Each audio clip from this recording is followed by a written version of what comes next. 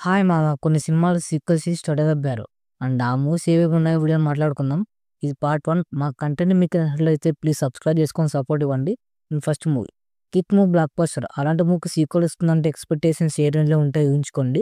Teaser, songs అన్నీ మంచి పాజిటివ్‌గా క్లిక్ అయ్యి అప్పట్లో మంచి రెస్పాన్స్ కూడా తెచ్చుకున్నాయి. బట్ మూకున్న అప్పట్లో క్రేజ్ చూసుకున్నట్లయితే ఒక చిన్న పాజిటివ్ టాక్ వచ్చినా చాలు ఈజీగా 100,00,00,000 కలెక్ట్ చేయాలనుకున్నారు. బట్ రియల్ టైమ్ అనేది మనకు తెలిసిందే కదా! 'కిక్' మూవీ అసలు హిట్ ఏందంటే రవితేజ గారి క్యారెక్టరేషన్, ఆ కామెడీ టైమింగ్ అన్నీ చాలా బావుంటాయి. బట్ 'కిక్ 2లో అవేంటి వర్కౌట్ అవ్వవు. ఒక ఊరి జనాలకి సమస్య ఇస్తుంది. దాన్ని వెళ్లి తీరుస్తాడు. అదే మెయిన్ ఫ్లాట్ అయ్యింది. బట్ మనకి అలాంటివి వర్కౌట్ అవ్వలేదు. కామెడీ టైమింగ్ ఏంది వర్కౌట్ అవ్వలేదు. అందుకే మూవీ అట్టర్ ఫ్లాప్ అయింది. Second movie 'Manmadhudu 2'. 'మన్మధుడు' మూవీలో మనం ఇంప్రెస్ చేసిన element characterisation, emotions, comedy. But ఏ ఒక్క ఎలిమెంట్ ఈ మూవీలో వర్క్ అవ్వలేదు. 'మన్మధుడు 2' అని టైటిల్ ఎందుకు పెట్టారో తెలీదు. మూవీ రిలీజ్ అయిన రోజే అండ్ ఆడియన్స్ ఈ మూవీని రిలీజ్ చేశారు.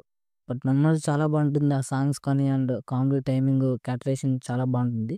బట్ 2 ఎందుకు తీశారో నాకు అర్థం అవ్వట్లేదు. 2 తీయానికి స్కోప్ కూడా లేదు.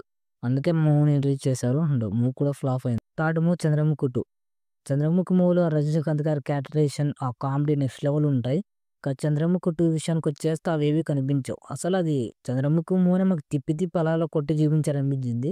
మెయిన్‌గా అంటే ఎక్కువ మూవీలో డిసప్పాయింట్ చేసిందంటే రాఘవ లారెన్స్ గారి క్యారెక్టరేషన్. సో, చెత్తగా ఉంటది. ఆ క్లైమాక్స్ వచ్చి కుక్కలతో ఫైట్ సీన్ ఏంటి సార్? ఈ ఐడియాలో వచ్చింది.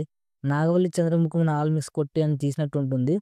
నెంబర్ 4 'సర్దార్ గబ్బర్ సింగ్'. 'గబ్బర్ సింగ్' మూవీ పవన్ కళ్యాణ్ గారికి కంబ్యాక్ లాంటి సినిమా. అయితే ఇంక 'సర్దార్ గబ్బర్ సింగ్' గురించి మాట్లాడుకోవాల్సిన లేదు.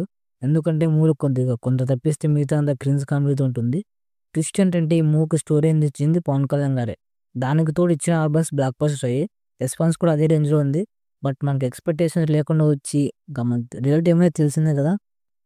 వీడియో నచ్చితే లైక్ చేయండి, షేర్ చేయండి అండ్ సబ్స్క్రైబ్ చేయండి. Take care. Thank you for watching.